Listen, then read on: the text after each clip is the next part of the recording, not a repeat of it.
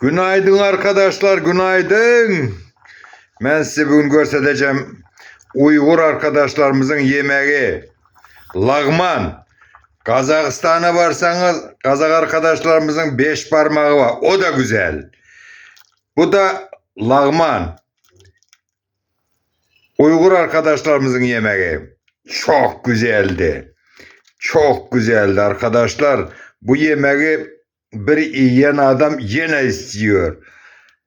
Siz istemiyorum, doydum diyebilmezsiniz.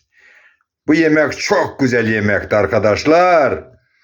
Tavuk etinden yaptım bunu. Koyun etinden de yapıyorlar.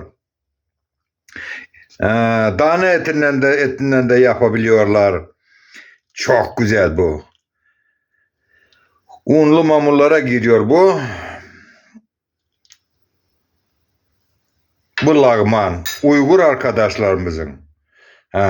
Buna bu şeyden de yapmalı. Ne? Dereotundan. Ne? Ukropçik diyorlar buna. Ukropçik.